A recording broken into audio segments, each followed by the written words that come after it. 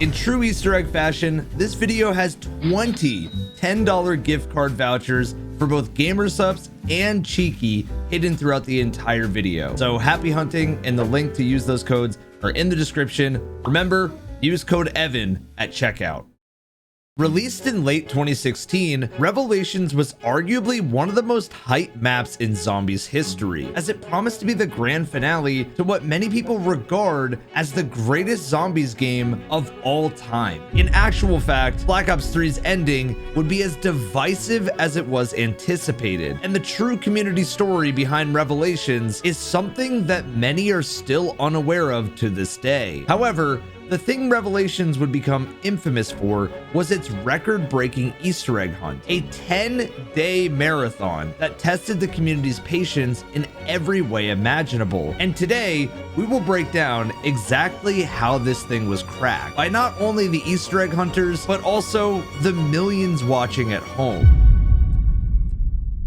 The Revelation story really began over 2 months before its official September release, when the Gorod Krovi ending cutscene finished with a teaser for the final map. However, it would be Treyarch's impressive marketing campaign in the several weeks prior that really built up the Revelations hype. Multiple teasers and official trailers found their ways to players' screens in August of 2016 that slowly revealed the Revelations spectacle, and initial reactions seemed overwhelmingly positive. The vibrant colors and fantastical aesthetic immediately showed that Treyarch had cranked the Black Ops 3 vibe up to 11 for this one, and those who had become offended by dragons and Gorod Krovi were unlikely to feel any better about the Apothicon flying around Revelations. Despite this, it was arguably the return of the old that was more intriguing to players during these initial reveals, as the community was teased with the return of fan favorite areas in Revelations, with Kino der Toten,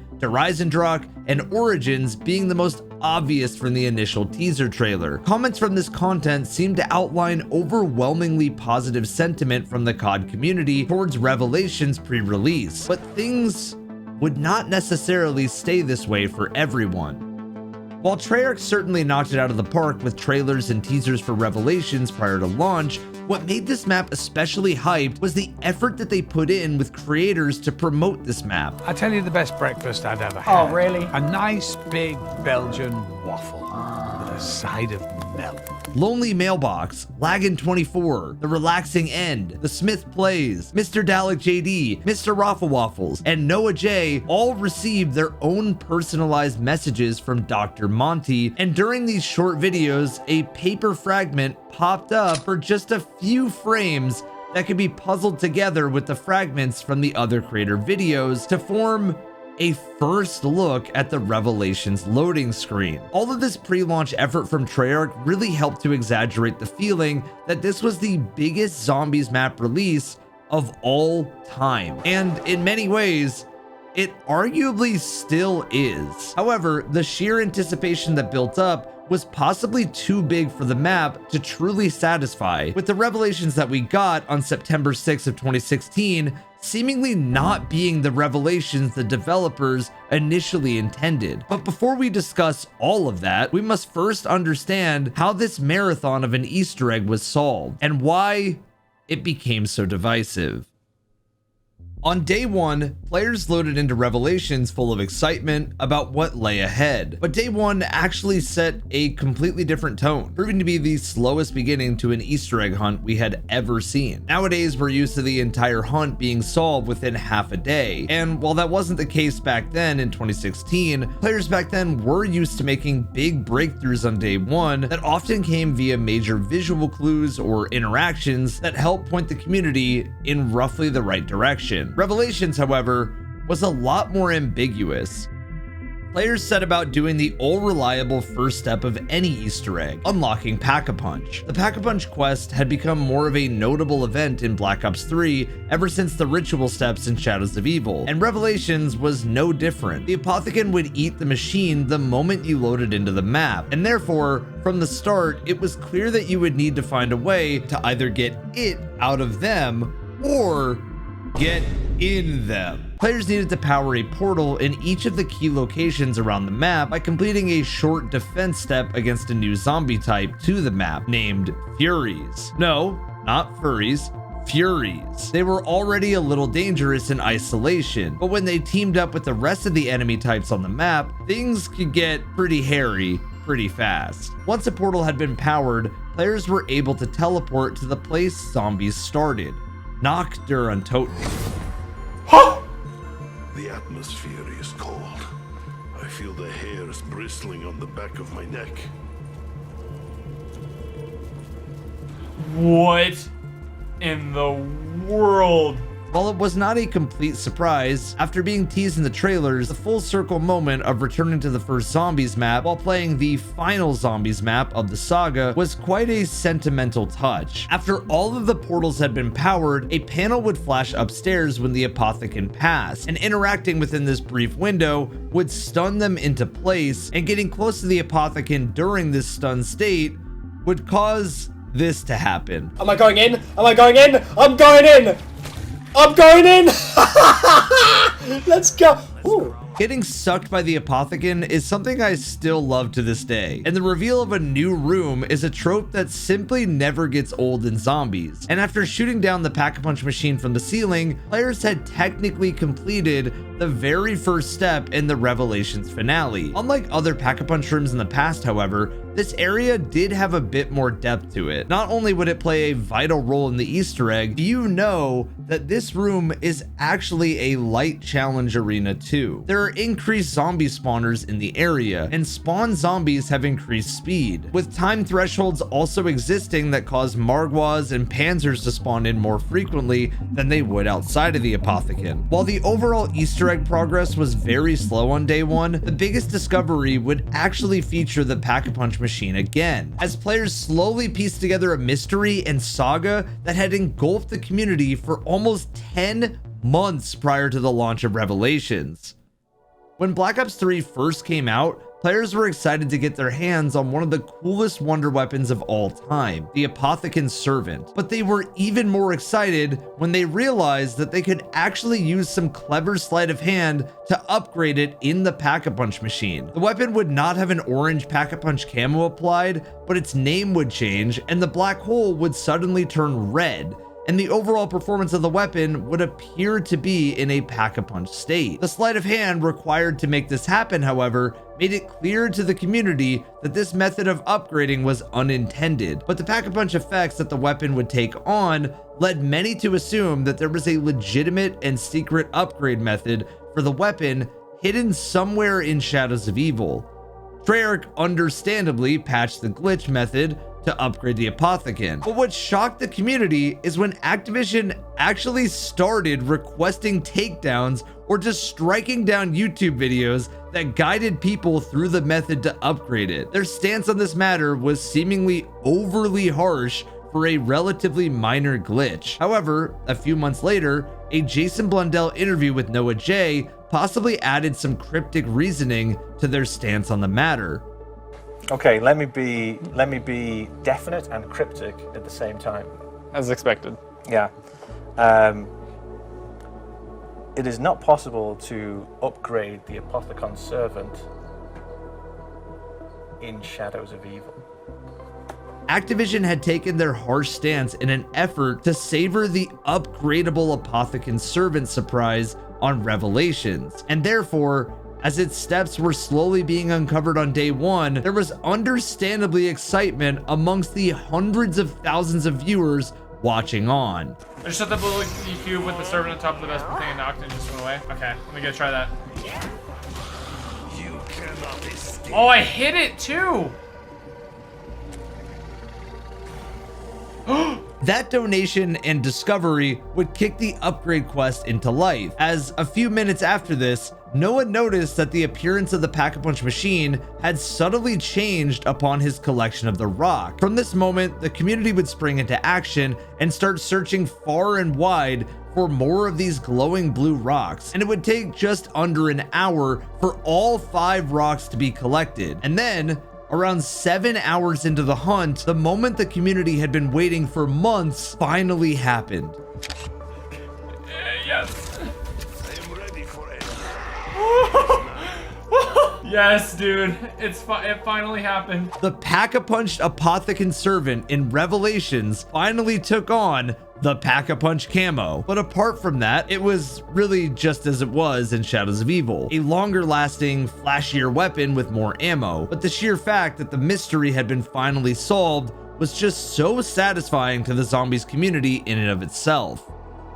The final discovery on day 1 was actually less of a step discovery and more so the uncovering of a clue towards a step. This was when Mr. Rafflewaffles posted a video about the character gravestones that he had noticed in the spawn room, with Milo then theorizing about how these may be incorporated into the Easter egg hunt. It kinda just makes me feel like maybe these are going to be used for like a bigger Easter egg somehow. Like, what if these were brought into the Easter egg with the flowers and the candles from Gorod Krovi, and a sort of pay respects Easter egg was formed across multiple maps? Is that something that Treyarch could be planning? I don't know. It may be that in a day's time, this video is already outdated and we found out what to do with these things, but I wanted to post about it now because I just thought it was a cool thing that I noticed and I wanted to share it with you guys. Milo's theory was a little over complex compared to the reality here, with the true requirement just needing players to shoot the headstones in the order in which the characters had died in the story. Richtofen, then Dempsey, then Takeo, then Nikolai. Day 2 actually had even less progress made towards the main Easter egg, with essentially no main quest steps discovered, as the community became utterly sidetracked by side Easter eggs instead. In modern day zombies, side Easter eggs are typically much easier for the community to spot and sniff out, making it easier for the hunt to remain focused on the main goal. However, on day 2 of the Revelations hunt, players were so desperate for a breakthrough that they were willing to follow any path that felt like progress, and therefore, side Easter eggs quickly became the mainstay. Players noticed several mannequins that could be found in Kino der Toten, and upon the completion of secret challenges, these mannequins would become outfitted with a mask that could be equipped to reward players with certain benefits. These benefits included increased sprint duration, the ability to survive an extra hit from zombies, increased boss damage, and much more. Some masks had accidentally been discovered on day 1, which is why you can see Noah with purple perks when upgrading the Apothecant Servant. But it was day 2 where there was a concerted effort to actually unlock more, and it would be the Spanish YouTuber Lalagri to first upload gameplay of the so-called God Mask. The Apothecant Mask was essentially a combination of all other masks, and simply turned Revelations into easy mode with its damage buffs, incoming damage reductions, and special interactions with boss zombies around the map. This mask, however, was rather challenging and time-consuming to obtain, requiring players to kill every single zombie type, aside from panzers, while in the stomach acid of the giant apothecant. For some teams, this could take hours to unlock, but the additional layer of challenge did create replayability for players who wanted to chase that overpowered feeling. The masks were not the only side Easter egg discovered on day 2 though, with YouTuber Swifters posting a video showcasing the method to obtain a wall buy for the fan favorite Mob of the Dead weapon near the Dreisendrach pyramid. Although I'm a little confused why this wallbite didn't spawn in the actual Mob of the Dead area of the map. Another YouTuber named City of Z also posted a video about the Dreisendrach clock that can be found on this map, noticing that when he shot 935 on the face, the bell would sound. Initially, he thought this was related to the main quest, but the comments below show that the community quickly realized that this was actually related to the mask and costume step instead. However, this perfectly shows just how distracting these side Easter egg quests could become to the main quest. Finally, there was one last big discovery on day 2, but this was actually not found in-game and instead found by using a no-clip glitch in theater mode. Reddit user Pytrex uploaded a screenshot of a boss arena, but invisible barriers thankfully meant that he was unable to actually explore the arena any further. Day 3 of the hunt began with Swifters posting a video about the gravestones that we mentioned earlier, as finally after over 48 hours, the community had noticed that shooting them in the correct order would cause thunder to sound and a red flame to appear on the gravestones. However, at the time, it was hard to actually confirm if this was truly the first step in the Easter egg, as there was no second step found yet to follow on from it. Having just covered the first 2 maps of Black Ops 7, it's really crazy to imagine that it took over 48 hours to discover what we know now to be the first step in the main quest. And even players at the time were stunned at just how difficult this was proving to be for the community. However, the community was truly not prepared for what would happen over the days that would follow. Now, you may have noticed that Noah had a small screenshot of some runes and a Gateworm at the top of his screen towards the end of day 3. Those who have played Revelations will know that this is a much later step in the Easter egg. However, despite having this image,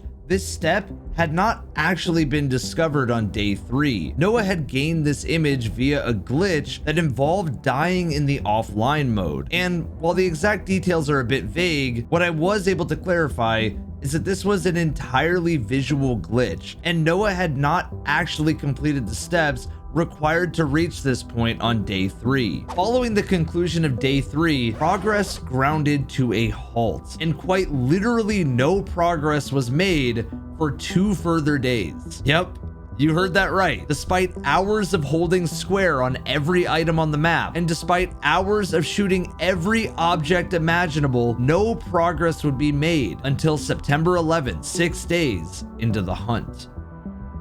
The discovery of Step 2 in the Revelations Easter egg is undoubtedly the most well-hidden step in the history of Call of Duty Zombies, and even once it was first discovered, it was not fully understood or really understood at all. Mr. Dalek JD was the first I found to post a video on this step, and he simply outlines that players must just take the Keeper Protector around the map, and that one of the jump pads would initiate a ritual sequence with the Keeper that, once completed, would drop an audio reel that could be played on a radio in Nocturne Toten. While Dalek's method could be followed to complete this step, it's clear that he, like the rest of the community, really didn't understand what they were doing at all. In hindsight, we know that shooting the gravestones triggers a piece of a rock to spawn behind one of the jump pads, and this is the pad that the Keeper must be taken to, but this was completely unknown at the time. During the hunt, there was little reaction to the difficulty of this step, aside from some making jokes that the egg would not be solved before the Revelations Xbox release. However, this step would prove to be the start of some controversy following the Easter egg completion, but we'll get to that later. As day 7 of the hunt rolled around, a pretty massive breakthrough was made by the community. But strangely, this was not the discovery of an individual step, and instead, something else. The use of another theater mode glitch caused certain objects to disappear in the file playback. These objects were not random though. The objects that disappeared were all of the interactable objects on the map. This helped the community massively, as it gave them clues as to what would play a role in the Easter egg, with the Gateworm deposit locations and the egg deposit locations in the Apothecon being notable, well-hidden examples alongside others. So this means that these locations might be vital to the main Revelations Easter egg, and perhaps we can explore them a little bit more. The release of the information was certainly helpful to hunters, but it didn't instantly accelerate the hunt to completion, as knowing about interactable locations didn't really mean anything if you still remain clueless on how to get there. And as such, the hunt progressed into an 8th day.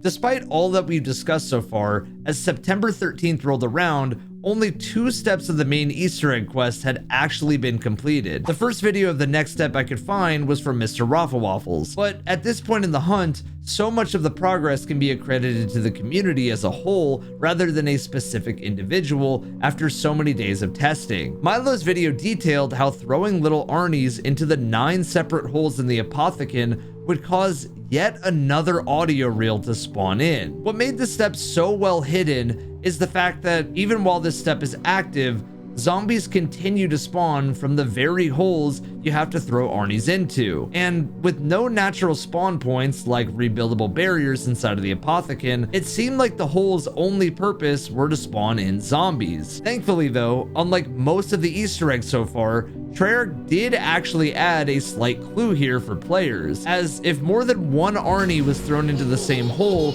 a laugh would sound indicating that something went wrong. And this is possibly what helped point players in the right direction.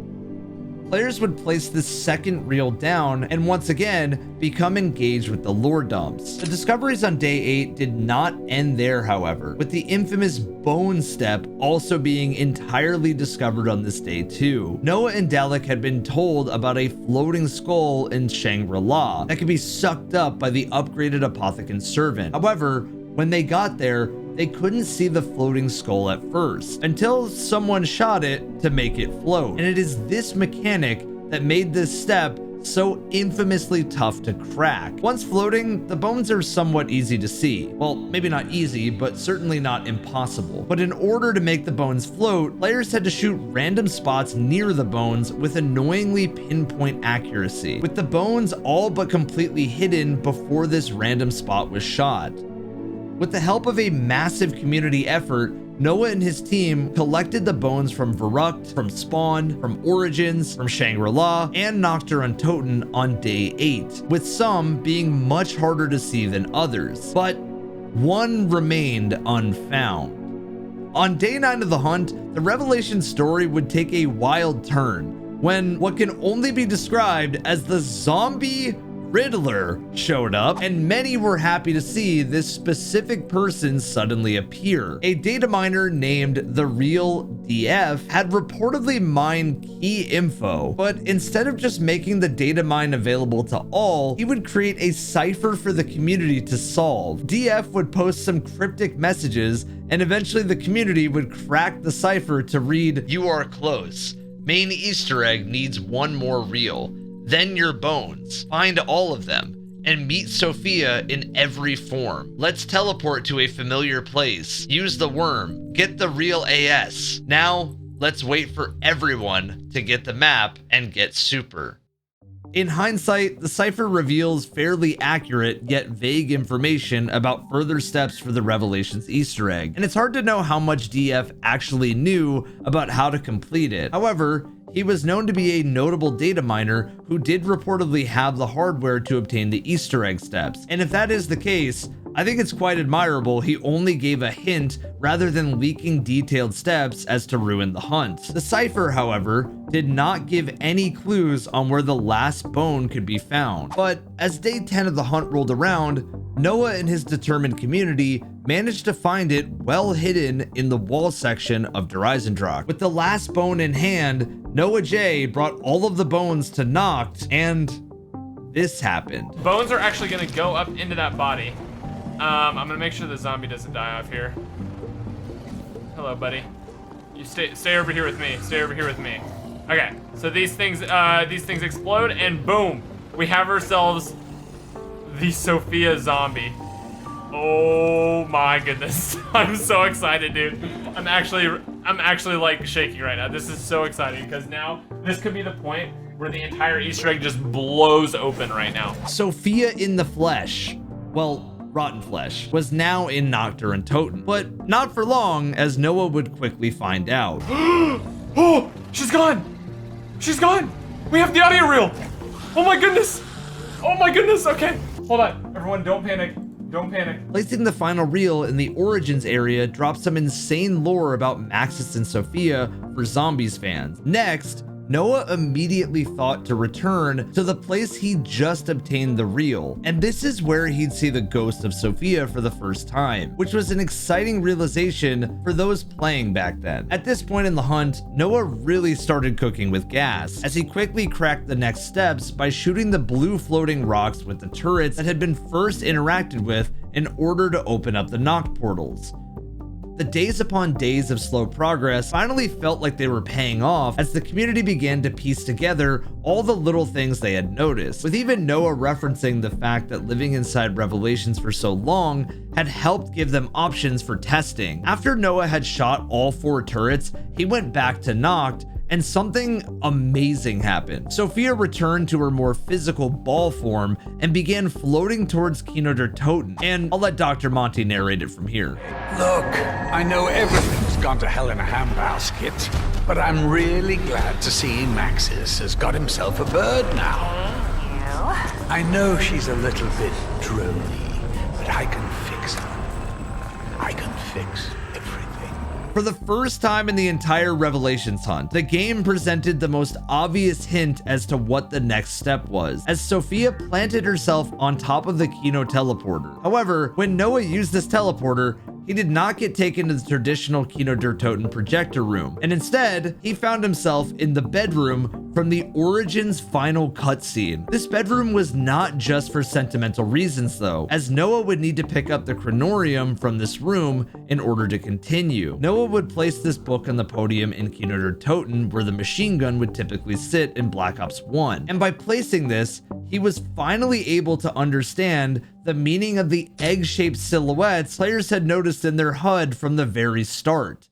The 4 eggs had several different spawns around the map that would change from game to game. However, unlike some other steps in this Easter egg, they were bright and mostly easy to spot, allowing players to find them pretty quickly. Every time Noah picked up an egg, he had to journey inside the Apothecon and place it inside of one of 4 interactable areas that had been exposed with the theater mode glitch earlier. Once placed, the egg would turn into a soul box that would transform into a Gateworm once it was filled. As Noah was solo here, he had to complete this process 4 times, but those hunters in a squad of 4 were able to do 1 each. Once players had picked up a Gateworm, a very interesting step would start, as players would now need to play a game of hot or cold, with a pinging noise that would play and would get faster and faster with the beeps as players neared the correct location to place the Gateworm. The theater mode glitch that would expose all interactable objects made it easy to find all 4 locations here, but the sound hint cue was so helpful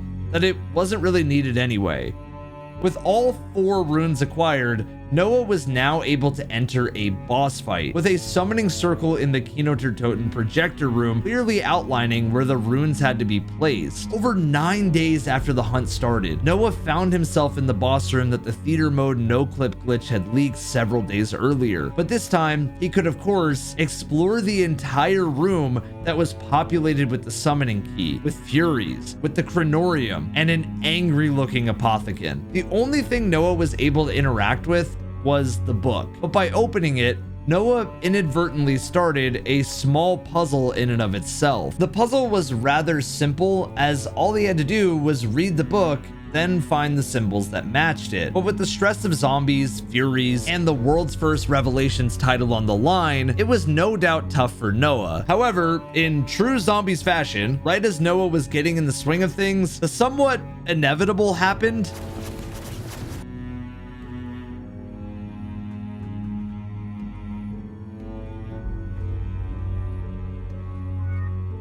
Why does this always happen to me?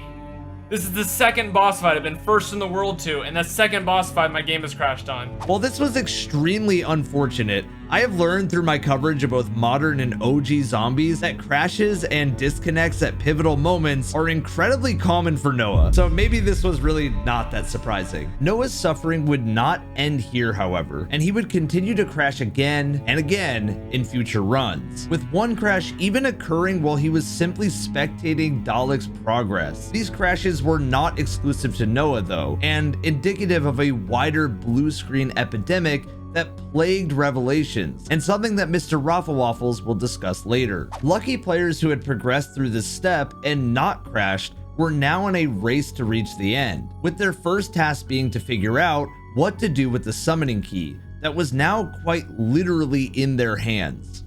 While it was essentially just a reskin of the uplink ball for multiplayer, the summoning key actually functioned more like an additional wonder weapon. The golden ball did infinite damage with its melee and would easily kill a couple of zombies when thrown at a horde. It could be passed around teammates, and a small detail that people often overlook is that if you ever lose track of the ball, the original box beam would be lit up in the sky as a way to find it.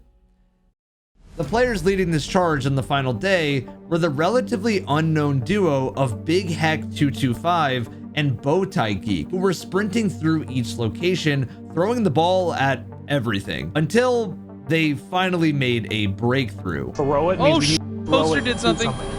Oh, the poster did something. What did it do? Well, it spun. Samantha popped up and it gave me the ball back.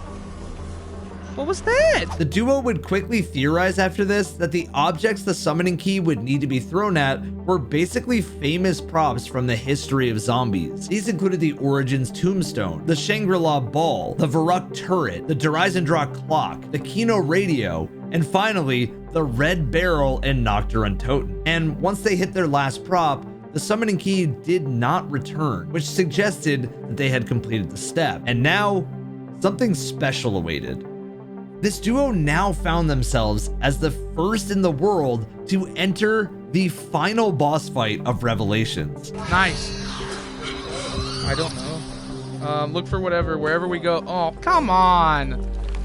Wait, what? Damn it, we're back here. It is time. Oh, Finish. There's so much to do. A vessel from Axis.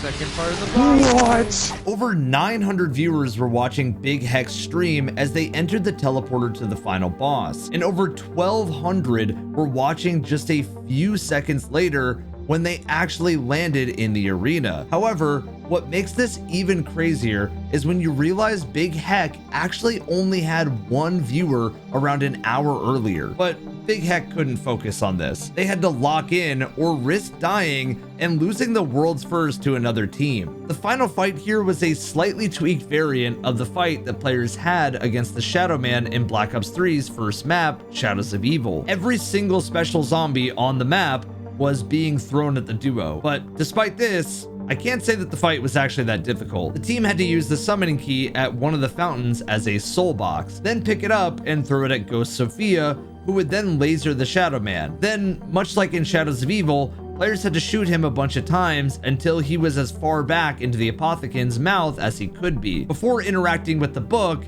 to end the fight and trigger the final cutscene, crowning Big Heck and Bowtie Geek as the world's first team to complete the Revelations Easter egg 10 long days after launch. Despite the cutscene saying otherwise, this was actually not the end of Revelation's story, as the community fallout and discussion following the map would be so divisive, it's still debated fiercely to this day. While initial reactions to the map, its Easter egg, and ending would be positive, as the dust settled, cracks in the positivity would begin to show. Sad as I am to say this, it's just marred by the fact that there's been so many errors with this map. It really, really is. Like, I'm checking my trophies. Just can't help feeling like all of the crashing that everyone has experienced has just made this so much less enjoyable than it should have been. The immediate disappointment of crashing issues was really only the tip of the iceberg, however, as more criticism would begin to flood in post-completion. While the returning locations and Revelations had excited some, many felt pretty underwhelmed that the final map of this zombies saga was essentially just a collage of all of the maps that they had played over and over again before. There was no new wonder weapon, only the return of old ones. And apart from a very cool aesthetic, the level of evolution in this final map was pretty underwhelming compared to DLC 4s that had come before it. Moon had given players their first space experience, and an epic ending at the end of Black Ops 1. Origins became the most important map in Zombies history, and changed the way that players would view both Easter eggs and wonder weapons forever, while Revelations just kind of gave us a trip down memory lane. From a narrative perspective, it made complete sense why Treyarch wanted to gather their greatest moments together